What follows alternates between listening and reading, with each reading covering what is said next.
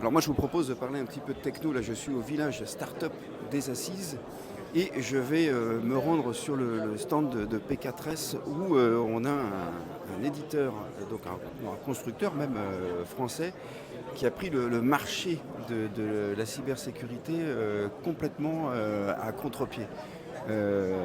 Yvan, Yves, P4S, bon je ne vous demande pas de présenter l'entreprise mais plutôt votre innovation.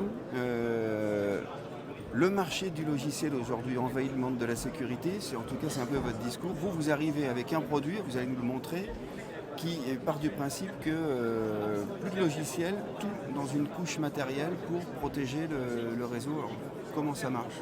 Exactement. Le constat qu'on a fait, c'est qu'à chaque fois qu'on a un problème, on rajoute une couche logicielle pour le traiter. Donc on a pris l'opération complètement à l'envers, on s'est dit on va nettoyer tout ça et on va traiter les couches 1 à 4 du modèle OSI en matériel. Donc l'idée, ça a été finalement de réimplémenter, de ne pas réinventer, mais de réimplémenter différemment ces traitements réseau en y traitant également les problématiques de cybersécurité, à savoir filtrage, chiffrement, traitement anti-DDoS sur une réalisation entièrement matérielle. Il n'y a aucune ligne de code, il n'y a pas d'OS, il n'y a pas de logiciel.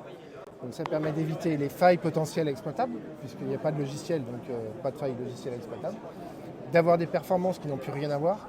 Aujourd'hui, par exemple, pour faire du chiffrement, on va faire ça en quelques microsecondes. De l'AES 256, on va faire du chiffrement AES 256 en quelques microsecondes, là où les solutions logicielles aujourd'hui, c'est plusieurs millisecondes. Donc on divise par 1000. Donc l'intérêt, c'est quoi? Faire de la cybersécurité de façon totalement transparente pour les systèmes et les installations et les infrastructures de réseau. On traverse nos équipements sans le voir sur le reste du système. Alors quand on ne parle pas tout le langage de couche OSI 1, 2, 3, 4, Oui.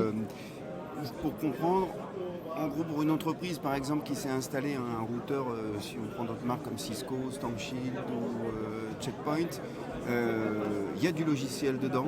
Il y a du logiciel. Avec d'autres logiciels, il y a le logiciel de parfum, mais il y en a d'autres. Parfois il y a des filtres anti-spam, parfois il y a un petit peu tout. Vous, votre principe, c'est de dire que vous avez tout mis dans un processeur qui va s'occuper de faire tout ça et rien que ça. Il va faire on tout peut les ça. voir d'ailleurs, est-ce que vous pouvez nous les montrer, ces boîtiers donc on a deux boîtiers. On a un premier boîtier qui a une connotation très industrielle parce que c'est le premier secteur d'activité sur lequel nous on va se concentrer. Donc il y a 9 ports qui sont tous identiques. Vous avez un pare-feu et un chiffreur indépendant sur chaque port. Et la même chose sur un petit équipement qui vient protéger un équipement isolé avec un pare-feu indépendant sur chaque port et un chiffreur indépendant sur chaque port. Et alors combien ça coûte ça, Yves? Donc ça vaut en prix catalogue de l'ordre de 600 euros et ça 5 à 6 000 euros de l'ordre. Là on peut brancher combien de machines? Vous avez dit jusqu'à 9 machines? Jusqu'à 9, mais en fait après si vous mettez un switch basique derrière, vous pouvez concentrer tout un tas d'équipements sur cet mettre un switch sur le routeur. Sur le routeur qui vient après. On peut brancher plein de machines sur le switch et le switch on le branche sur le routeur. Et alors donc, dernière question Yves, il n'y a pas d'abonnement? Non, il n'y a pas de notion d'abonnement pour les équipements, puisque ce sont des équipements à l'achat, donc c'est très adapté au monde de l'industrie, parce que c'est comme ça qu'il fonctionne. Après, il y a la notion de maintenance, un petit coup de maintenance annuel, mais au prix du matériel, c'est le prix du matériel. D'accord, merci beaucoup Yves. Merci à vous.